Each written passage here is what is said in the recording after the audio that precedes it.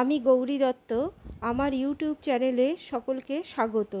আজকে আমি আলোচনা করব আদি মধ্যযুগের ইতিহাসের উপাদান সম্পর্কে।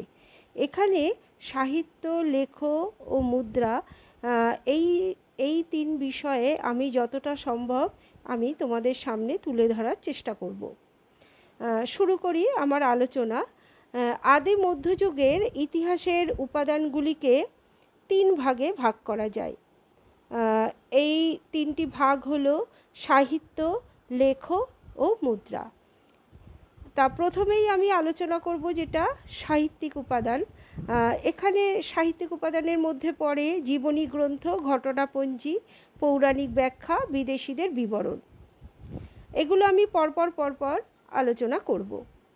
এই যুগে সাহিত্যই সবচেয়ে বড় উপাদান, তবে দুটি ব্যতিক্রম সাহিত্য রয়েছে, যেমন বাণভট্টের হর্ষচরিত এবং কলহনের রাজতরঙ্গিনী। তবে এছাড়াও আরও অনেকে এই সময় সাহিত্য গ্রন্থ রচনা করেছেন। তার মধ্যে বিলহন বিক্রমাঙ্ক দেবচরিত নামে একটি গ্রন্থ লিখেছেন। অনেকে মনে করেন যে এই গ্রন্থটি চালুক্য বংশীয় রাজা ষষ্ঠ বিক্রমাদিত্যের জীবনী। এই গ্রন্থেও ইতিহাসের ধারা লঙ্ঘিত হয়েছে। এটিকে ঠিক ইতিহাস গ্রন্থ বলা যায় না। আবার বাক্পতিরাজ গৌড়বহ নামে একটি কল্পনা মিশ্রিত ঐতিহাসিক কাব্য লিখেছেন।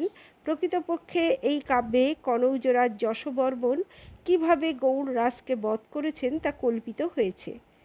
রামপালের সভাকবি সন্ধ্যাকর নন্দীর লেখা রামচরিত একটি উন্নত মানের কাব্য।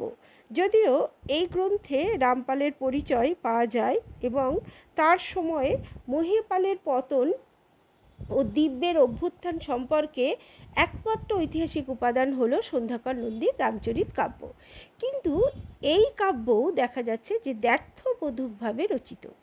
তার সময় যে কৈবর্ত বিদ্রোহ হয়েছিল তার উল্লেখ পাওয়া যায়, কিন্তু ঐতিহাসিক তথ্যে এই কাব্য সমৃদ্ধ নয়। আবার আর এক অর্থে রামচন্দ্রের বিজয়ের গুণকীর্তন করা হয়েছে, অন্য অর্থে পাল রাজা রামপালের জীবন, সিংহাসন লাভ ও তার কৃতিত্বের বর্ণনা আছে।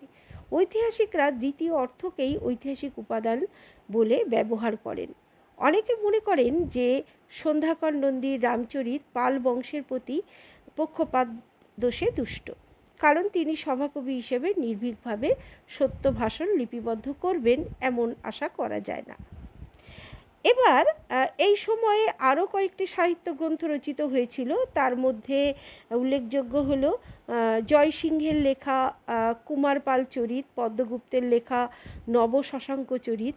তবে এগুলো সবই জীবনী গ্রন্থ, রাজার পৃষ্ঠপোষক হিসেবে এরা লিখেছিলেন, তাই এই গ্রন্থগুলো সবই পক্ষপাত দোষে দুষ্ট। এবারে আমি আসছি ঘটনাপঞ্জি। প্রাচীন ভারতে ঘটনাপঞ্জি রচনার যথেষ্ট প্রবণতা ছিল। এরকম ঘটনাপঞ্জি থেকেই কলহন ইতিহাসের উপাদান সংগ্রহ করেছিলেন। এগুলি হলো নেপালি বংশতালিকা, পুরাণে উল্লিখিত বংশতালিকার অনুরূপ। সিন্ধু দেশেও অনুরূপ ঘটনাপঞ্জির উপর ভিত্তি করেই আরবি ঐতিহাসিক চাচনামা লিখেছিলেন। আসামের বুরুঞ্জি এই ধরনের ঘটনাপঞ্জি। প্রাচীন ভারতে এই ঘটনাপঞ্জি লেখার একটি পদ্ধতি ছিল। ইতিহাসের সমগোত্রীয় আরেক ধরনের গ্রন্থ প্রাচীন ভারতে রচিত হয়েছিল। এগুলি প্রবন্ধ বা ন্যারেটিভস নামে পরিচিত। এই রকম একটি গ্রন্থ মেরুতুঙ্গ রচিত প্রবন্ধ চিন্তামণি বিশেষভাবে উল্লেখযোগ্য। তাই দেখা যায় যে ভারত ও আদি মধ্যযুগের ভারতবর্ষে ইতিহাস চর্চা ছিল, কিন্তু আধুনিক ইতিহাস চর্চার নিয়ম ও প্রণালী জানা ছিল না। এবারে পৌরাণিক ব্যাখ্যা। আদি মধ্যযুগের ঐতিহাসিক উপাদান হিসেবে পুরাণকে ব্যাখ্যা করা হলেও পুরাণে যেসব সাল তারিখ উল্লিখিত হয়েছে তা নিয়ে যথেষ্ট বিতর্ক রয়েছে। তাই পুরাণের তথ্য সাহিত্যিক বা প্রত্নতাত্ত্বিক নির্ভরযোগ্য উপাদানের সমর্থন ছাড়া এগুলি গ্রহণ করা ঐতিহাসিক দিক থেকে যুক্তিযুক্ত হবে না। আবার পুরাণগুলি ঠিক কোন সময়ে রচিত হয়েছিল সেগুলি নিশ্চিত করে কিছু বলা যায় না।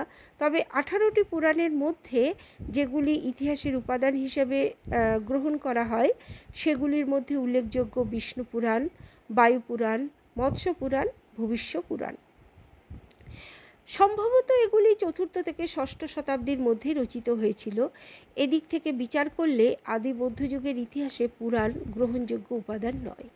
কিন্তু পুরাণগুলিতে যে সকল নদী, পর্বত, শহর ও নগরের উল্লেখ আছে সেগুলি আমাদের আলোচ্য সময়ের ভৌগোলিক তথ্য জানতে সাহায্য করে। আদি মধ্যযুগের ইতিহাসের আরেকটি গুরুত্বপূর্ণ উপাদান হলো বা সাহিত্যিক উপাদান বিদেশি পর্যটকদের বিবরণ। যে সমস্ত বিদেশি পর্যটক ভারতবর্ষে এসেছিলেন মানে আদি মধ্যযুগে, তারা তাদের লিখিত বিবরণ দিয়েছেন এবং এই লিখিত বিবরণ এই যুগের ইতিহাসে গুরুত্বপূর্ণ স্থান অধিকার করে আছে। এই যুগে চীনা ও আরবীয়দের আগমন ঘটেছিল এবং তাদের লিখিত বিবরণ খুবই গুরুত্বপূর্ণ। চীনা পর্যটক ই সিং তার ভারত ভ্রমণ লিপিবদ্ধ করেন। এই গ্রন্থে ভারতবর্ষের ধর্মীয় ও সামাজিক বেশ কিছু তথ্য পাওয়া যায়। এরপর হিউয়েন সাংয়ের বিবরণ এই যুগে গুরুত্বপূর্ণ উপাদান বলে ঐতিহাসিকেরা মনে করেন। হিউয়েন সাংয়ের বিবরণেও ভৌগোলিক ও ধর্মীয় ক্ষেত্রের কিছু গুরুত্বপূর্ণ তথ্য পাওয়া যায়। দীর্ঘদিন ধরে তিনি ভারতবর্ষে অবস্থান করেন এবং ভারতের বিভিন্ন প্রান্তে যেভাবে পরিভ্রমণ করেছিলেন তা তিনি সি ইউ কি নামক গ্রন্থে লিপিবদ্ধ করেন। তার বিবরণে তৎকালীন যুগের রাজনৈতিক পরিস্থিতি ও বিভিন্ন রাজ্যের অবস্থা এবং হর্ষবর্ধনের ব্যক্তিগত জীবন, তার রাজ্যের অবস্থান এগুলি সম্পর্কে অবহিত হওয়া যায়। এরপরে 712 খ্রিস্টাব্দে মোহাম্মদ বিন কাসিমের নেতৃত্বে আরবদের সিন্ধু বিজয় আদি মধ্যযুগের ইতিহাস চর্চার এক নতুন যুগের সূত্রপাত ঘটায়। কারণ আরবদের সিন্ধু বিজয় আদি মধ্যযুগের ইতিহাসে এক গুরুত্বপূর্ণ ঘটনা। এর ফলে বহু আরবীয় পণ্ডিত ভারতবর্ষ সম্পর্কে আকৃষ্ট হন এবং অনেক আরবীয় পণ্ডিতের ভারতবর্ষে আগমন ঘটে। এইসব আরবীয় পণ্ডিতদের যে লিখিত বিবরণ, সেই বিবরণ এক অমূল্য ঐতিহাসিক দলিল। এই সময়ে মূলত চাচনামা গ্রন্থটি রচিত হয়। চাচনামা সিন্ধু অভিযানের তথ্য সরবরাহের ক্ষেত্রে এক অমূল্য উপাদান। এই গ্রন্থটিতে রাজা দাহিরের পিতা চাচের সিংহাসন লাভ এবং আরবদের সিন্ধু বিজয়ের বিবরণ লিপিবদ্ধ রয়েছে। এই গ্রন্থে চাচনামা বলে কোনো শব্দ লিখিত হয়নি, বরং এর ভূমিকায় ফাতাহনামা বা বিজয়গাথা নাম উল্লেখ করা হয়েছে। এই গ্রন্থে মোহাম্মদ বিন কাসিমের সিন্ধু অভিযানের প্রাক্কালে সিন্ধু দেশের বিস্তৃত বিবরণ পাওয়া যায়। তখনকার গুরুত্বপূর্ণ ঘটনাবলীও লিপিবদ্ধ আছে। এরপরে আসছি যে এই চাচনামা গ্রন্থ সিন্ধু দেশের আঞ্চলিক ইতিহাস সম্পর্কে অবগত করে। রাজা দাহিরের পিতা চাচো আলোরকে রাজধানী করে সিন্ধুতে চাচো বংশ প্রতিষ্ঠা করেন এবং চাচের পুত্র দাহির ক্ষমতা প্রতিষ্ঠা করে রাষ্ট্রীয় পর্যায়ে ব্রাহ্মণবাদ প্রতিষ্ঠা করেন। চাচনামা গ্রন্থ থেকে আরও জানা যায় যে মোহাম্মদ বিন কাসিম ও তার অনুগামীরা স্থানীয় জনগণকে বলপূর্বক ইসলাম ধর্মে দীক্ষিত করেননি ও তার অনুগামীরা স্থানীয় জনগণকে যে বলপূর্বক ইসলাম ধর্মে দীক্ষিত করেছিলেন এরকম কোনো বিশ্বস্ত তথ্য পাওয়া যায় না। তারা বরং ধর্ম পালনের ক্ষেত্রে পূর্ণ স্বাধীনতা দিয়েছিলেন, এমনকি তাদের ধর্মশালা ও মন্দির ধ্বংস না করে সেগুলো পুনর্নির্মাণের অধিকারও দিয়েছিলেন। এসবই চাচনামা গ্রন্থ থেকে জানা যায়।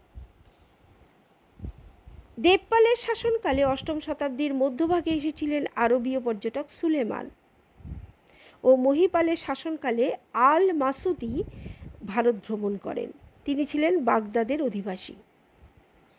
তিনি তার গ্রন্থে আল মাসুদির কথা বলা হচ্ছে, তার গ্রন্থে বিভিন্ন দেশের ভৌগোলিক অবস্থান ও পরিবেশ এবং সেখানে বসবাসকারী বিভিন্ন জনগোষ্ঠীর জীবনধারার উপর আলোকপাত করেছেন এই আল মাসুদি।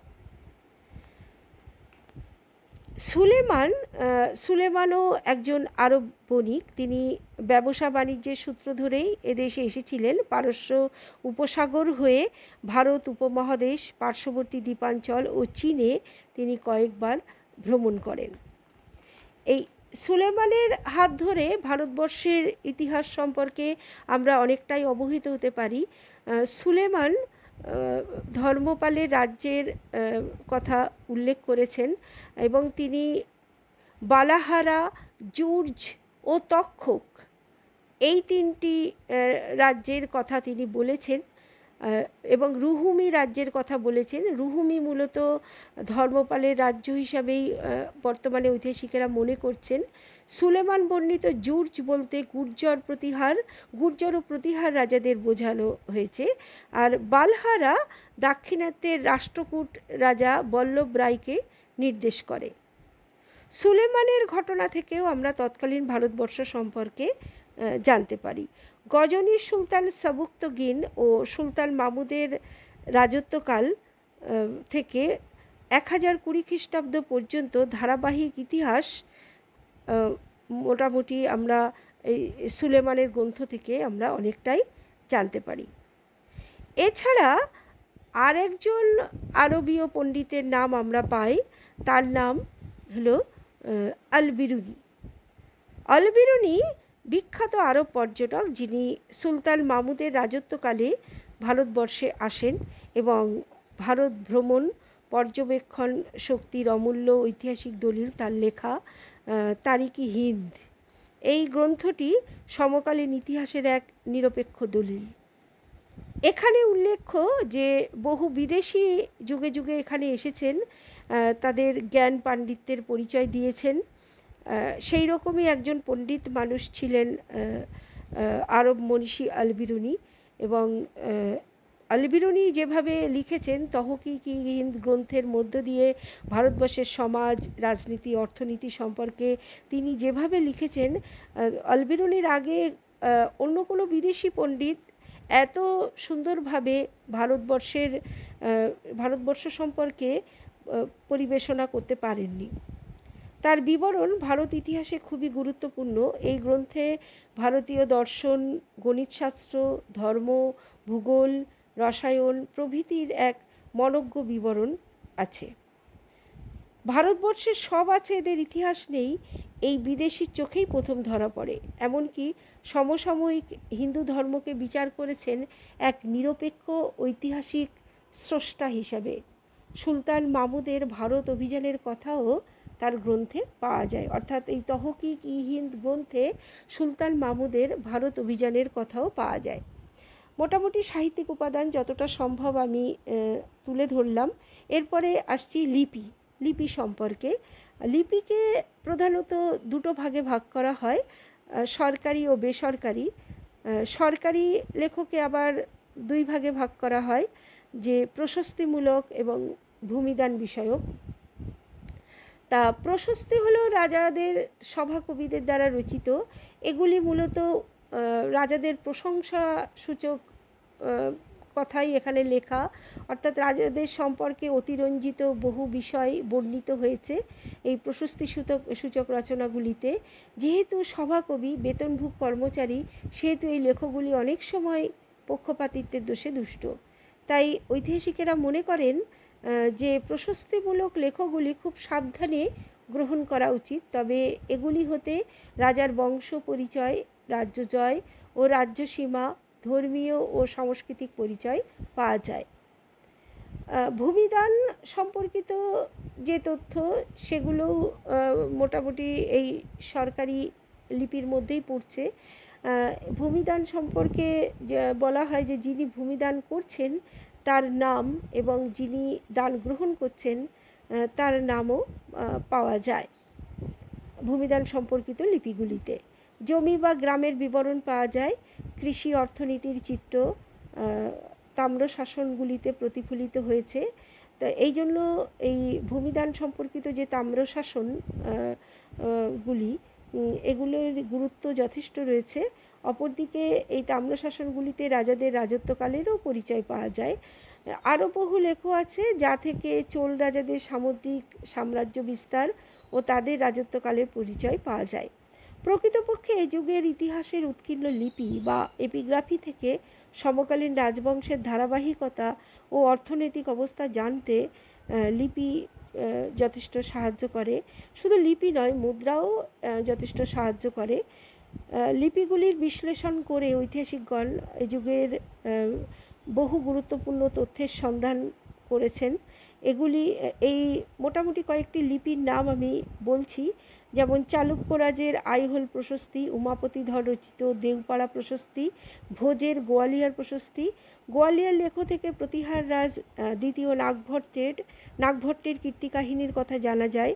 দৌলতপুর তাম্রশাসন থেকে প্রথম ভোজের কর্তৃত্বের কথা জানা যায়।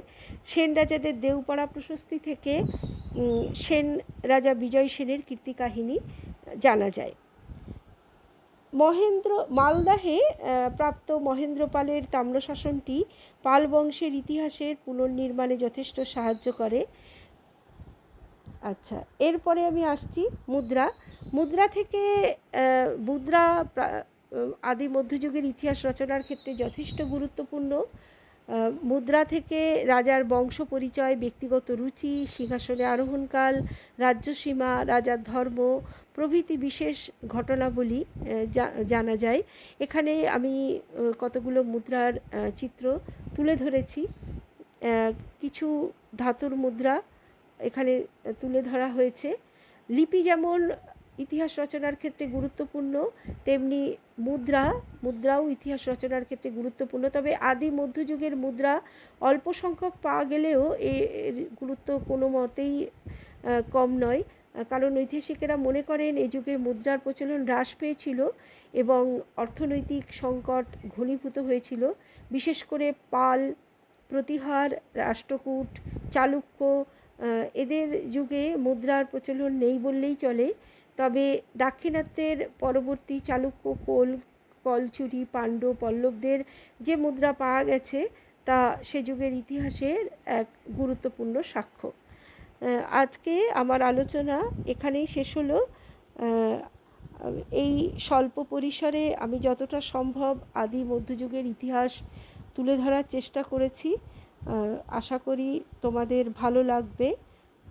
আলোচনা এখানেই শেষ হলো। ধন্যবাদ।